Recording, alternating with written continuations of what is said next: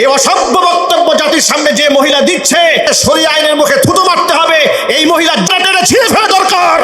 এরা দেশের আলেমদের বিরুদ্ধে বাজে কথা বলে, বুরকার ব্যাপারটাকে নিয়ে কটাক্ষ করে ভদ্র মহিলা বলে বুরকার পোশাক নাকি ইহুদি মহিলাদের কাছ থেকে এসছে, এই ধরনের কথাবার্তা বলে, আর তাকে কিছু বলা হয় না। 7 বছর একটা বাচ্চা কেমন বোরকা পরবে? মহিলারা আদ্যপান্ত বোরকা ছাড়া ঘরের থেকে বেরিয়ে হতে পারছে। একে কি আপনারা শরিয়া আইন বলেন? হুজুররা যদি একে শরিয়া আইন বুঝায়, তথাকথিত শরিয়া আইনের কোনো দরকার নেই। মহিলাদেরকে শুধু ভোগ্য পণ্য হিসাবে রাখা হবে, এমন শরিয়া আইনের মুখে থু দেই। এই আহমদুল্লাহর ওয়াজ দেখাও বন্ধ করে দিন। সে একটা ইউটিউবার, সে ফেসবুকে এই ওয়াজ দিয়ে সে টাকা রোজগার করে। কেউ যদি শরিয়া আইন অপছন্দ করেন, তার ধর্মীয় অবস্থান কি হবে? শরিয়া আইনকে যদি কেউ অপছন্দ করেন, কেউ যদি বলেন যে না শরিয়া আইন আমি চাই না, শরিয়া আইন আমি অপছন্দ করি, গুরুত্বপূর্ণ প্রশ্ন।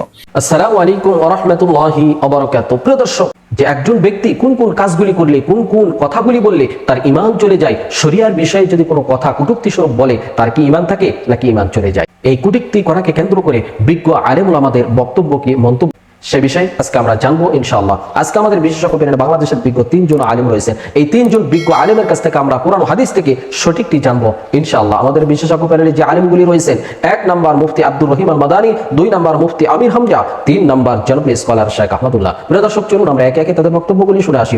আমরা শুরুতেই মুফতি আব্দুর রহিম আল মাদানীর বক্তব্যটি শুনে আসি। এই অসভ্য বক্তব্য জাতির সামনে যে মহিলা দিচ্ছে, শরীয়ত আইনের মুখে থুতু মারতে হবে। এই মহিলার জিপ দরকার।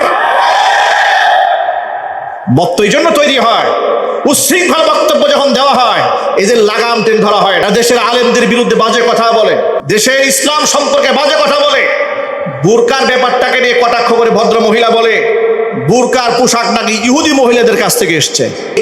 মব হবে না। আইন শৃঙ্খলা রক্ষাকারী বাহিনী এবং দেশের প্রশাসন এবং দেশের আইন আদালতকে সঠিকভাবে ব্যবহার করুন, মব বন্ধ হয়ে যাবে। ঠিক নেবে ঠিক।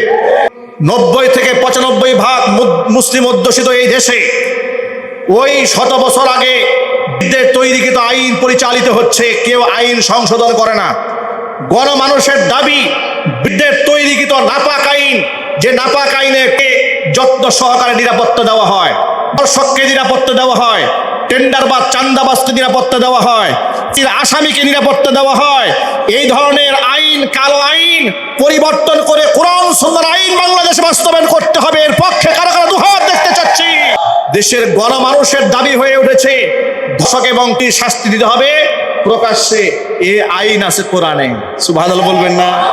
আল্লাহ তাআলা 1500 বছর আগে ঘোষণা করেছেন, আয-যানিয়াতু ওয়াজ-যানি ফাজলিদু কুল্লা ওয়াহিদিম মিনহুমা মিয়াতা জালদা। ব্যভিচারী নারী আর পুরুষ প্রমাণ পাওয়া যায়, প্রকাশ্য দিবালোকে দুর্রা মারো একসাথে করে।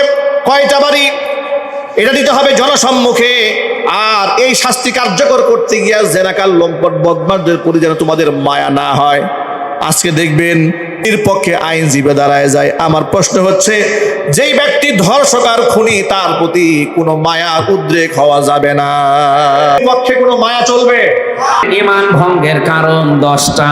যারা শিরিক করবে তাদের ঈমান শেষ, যারা কুফরি করবে তাদের ঈমান শেষ, নষ্ট হয়ে গেছে, ভেঙে গেছে। 3 নম্বরে নেফাক, মনের ভেতরে যাদের মুনাফিকি আছে, উপরে ফিটফাট, ভেতরে সদরঘাট। এখানে একটা উদাহরণ আমি তাফসীর থেকে লিখেছি, যারা সব ধর্মকে সমান মনে করে এদের ঈমান নষ্ট হয়ে গেছে। কারণ আল্লাহর কাছে একমাত্র, কেবলমাত্র, শুধুমাত্র জীবন ব্যবস্থা ধর্মের নাম ইসলাম।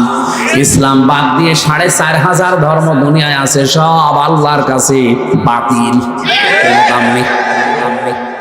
আমি কি বানালাম এগুলো? এটা সূরা আলে ইমরানের 81 নম্বর আয়াতে এই তথ্যটা আছে। তাহলে সব ধর্মকে যারা সমান মনে করেন, তারা কোরআনের এই আয়াতের সাথে সূরা আলে ইমরানের 19 নম্বর আয়াত আর 81 নম্বর আয়াতের সাথে পুরা কন্ট্রাডিকশন তাদের। মানে নবী ছাড়া অন্য কারো আদর্শ যার ভালো লাগে। আব্দুল্লাহ বিন ওবায়ের নাম শুনেছি সারা জীবন, লোকটার পুরা জীবন আমি পড়েছি, কোনো সমস্যা আমার চোখে তেমন আমি পাইনি। খালি একটা সমস্যা তার ছিল, ও নামাজ, রোজা, দাড়ি, টুপি, জুব্বা, পাগড়ি, মেসাক করা সব ছিল, কিন্তু আদর্শ মানতে গিয়ে বিশ্ব নবীকে বাদ দিয়ে আবু জেহেলকে মানত। একটা মাত্র কারণে ওর ইমান শেষ। ও মুনাফিক শুধু না, মুনাফিকের সর্দার। মারা যাওয়ার পরে নবীজিকে আল্লাহ ডাইরেক্ট জানিয়েছেন, হে নবী, ওর কবরের পাশে দাঁড়ানোর কথা, ওর জানাজা দূরের কথা, ওর কবরের পাশ দিয়েও আপনি যাবেন না। হে নবী, ওর কবরের পাশ দিয়েও যাবেন না, দাঁড়ানো তো দূরের কথা, জানাজা আরো দূরের কথা। আমার মনে হয় আয়াত পড়ার পরে যতটুকু মনে হচ্ছে, বাংলাদেশে যদি এখন কোরআন নাজিল হওয়ার সিস্টেম থাকতো, অনেকের জানাজা নসিব হইতো না। এ লোকটার সব পেয়েছি আমি। ওর দাড়ি ছিল নবীজির মতো, ওর জব্বা ছিল নবীর মতো। আমির হামজার পেছনে না, ও নামাজ পড়তো রাসূলুল্লাহর পেছনে। নবীজির সাথে রোজা রেখেছে, ইফতারি করেছে, মসজিদে নববীতে, কাবা শরীফে নামাজ পড়েছে, সব ঠিক ছিল। শুধু আদর্শ মানার ক্ষেত্রে নবীকে মানতো না। রাজনৈতিক জীবনে ওর আদর্শ ছিল আবু জেহেল। একটা জরিপ পেয়েছিলাম এই দেশে, বিশ্ব নবীকে একমাত্র আদর্শ মানার মতো মানুষ 100 জনের 14 জন। কয়জন? 100 জনের 14 থেকে সর্বোচ্চ 15 জন যদি বাদ দেন, থাকে কত? 85 জন নবীজিকে শুধু নবী মানে, কিন্তু আদর্শ মানে না। সূরা নিসা 5 নাম্বার পারা 19 নাম্বার পৃষ্ঠা 15 নম্বর লাইনের 140 নাম্বার আয়াত। আল্লাহ তাআলা বলেন, অবশ্যই আমি আল্লাহ জাহান্নামে একত্রিত করব মুনাফিক আর কাফেরদের। আগে কার নাম? আরো জোরে বলেন। যে লোকটা তো ঈমানও গ্রহণ করেছে, কিন্তু ঈমানের ভেজাল একটাই, ও আদর্শ হিসাবে রাজনৈতিক জীবনে নবীকে মানতো না। 100 জনের 85 জন ধরা খাবে। তার আদর্শ আবু জেহেল রাজনৈতিক জীবনে। এজন্য যদিও জাহান্নামের নিচে যায়, আপনি কোথায় যাবেন ফতোয়া হামজারে জিজ্ঞাসা করা লাগবে না, আপনি নিজের কাছে জিজ্ঞাসা করেন। আপনার ঈমান নেই, আপনি মুনাফিক, ভেঙ্গে গেছে ঈমান। যারা রাসূলের আদর্শের চাইতে অন্য আদর্শকে ভালো মনে করে, তাদের ঈমান ভেঙ্গে যায়। আল্লাহর বিধানকে যাদের ভালো লাগে না, এটা তো আমার মনে হয় আরো বেশি। আল্লাহর বিধানকে যাদের ভালো লাগে না, কোরআনে কারীম প্রচার করো, প্রসার করো, বাধা দিও না, তাহলে আমল ব্যর্থ হয়ে যাবে। এ কথা কার? এই মাহফিলটা নিয়েই বসেন তো, এখানে কোরআন প্রচার হবে, প্রসার হবে, এই উদ্দেশ্য ছাড়া এদের আর কোনো উদ্দেশ্য আছে বলে আমার মনে হয় না।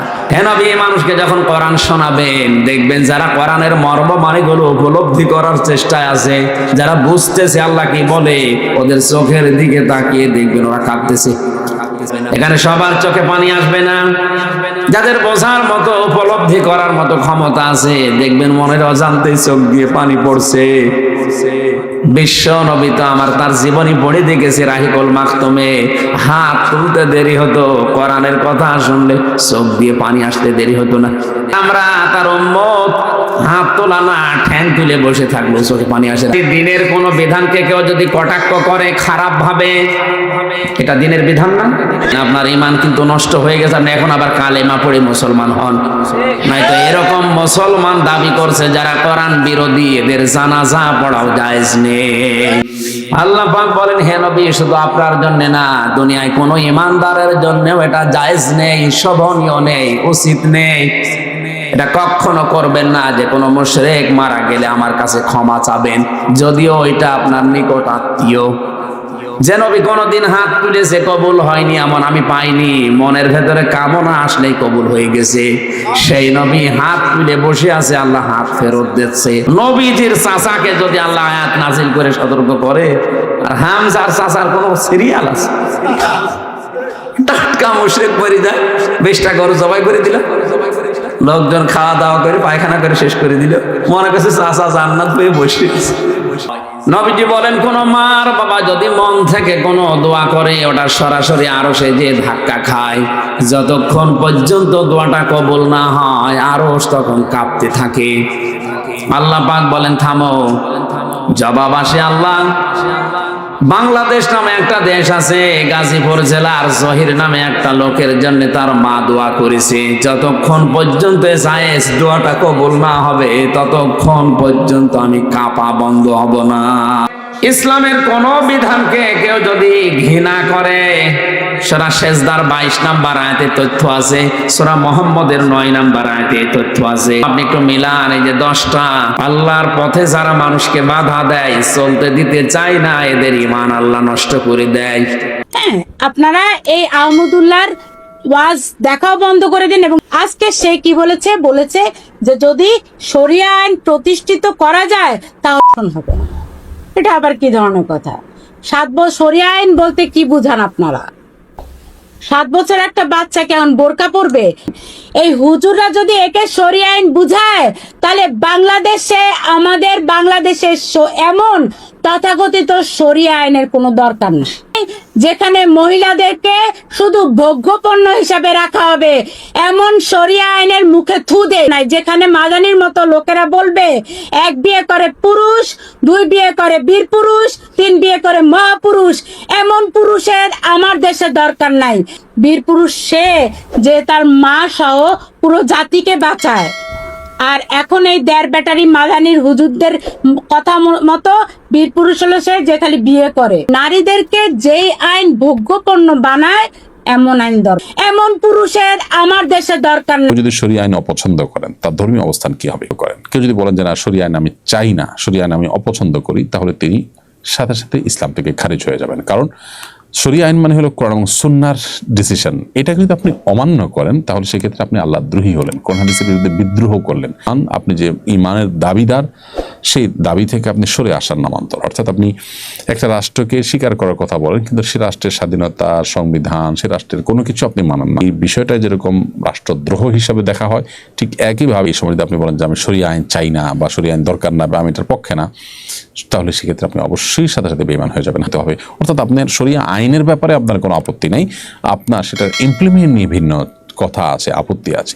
সেটা যদি হয় তাহলে আপনি ইসলাম থেকে খারিজ হয়ে যাবেন না। কিন্তু সেটাও মনে রাখতে হবে যে আপনার নিয়তের মধ্যে যদি হয় শরিয়া আইনকে অ্যাভয়েড করা, তাহলে সেক্ষেত্রে আল্লাহর খাতে আপনি নিজেকে মুসলমান মনে করার কোনো কারণ থাকতে পারে না।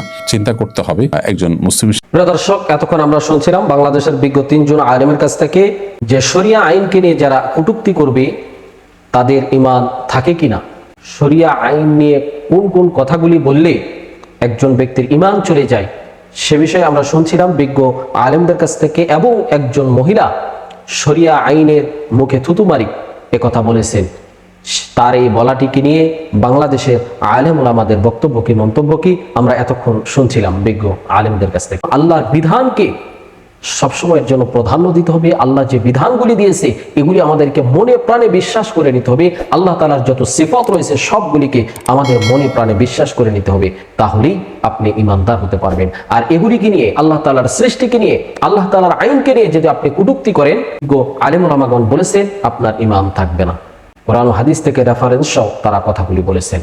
প্রিয় দর্শক, আমরা এখানে বিজ্ঞ 3 জন আলেমের কথাগুলি শুনলাম। এই 3 জন বিজ্ঞ আলেমের মধ্য থেকে যার কথাগুলি কোরআন ও হাদিসের দলিল ভিত্তিক মনে হবে, আমরা তার কথাটাই, তার মতটাই গ্রহণ করে নিব ইনশাআল্লাহ। আল্লাহ তাআলার কাছে দোয়া করি আল্লাহ তাআলার বিধানকে নিয়ে যেন কেউ কটূক্তি না করে, আল্লাহ তাআলা সবাইকে যেন ভালো পথে কবুল করেন এবং আল্লাহ তাআলা আমাদের সবাইকে যেন হেদায়েত নসিব করেন। প্রিয় দর্শক, আমরা একেবারে ভিডিও শেষ পর্যন্ত চলে এসেছি। আমি মিনারুল ইসলাম আজকের মতো এখানে বিদায় নিচ্ছি। দেখা হবে অন্য কোনো ভিডিওতে। সে পর্যন্ত সকলে ভালো থাকবেন, সুস্থ থাকবেন। আসসালামু আলাইকুম ওয়া রাহমাতুল্লাহি ওয়া বারাকাতুহু।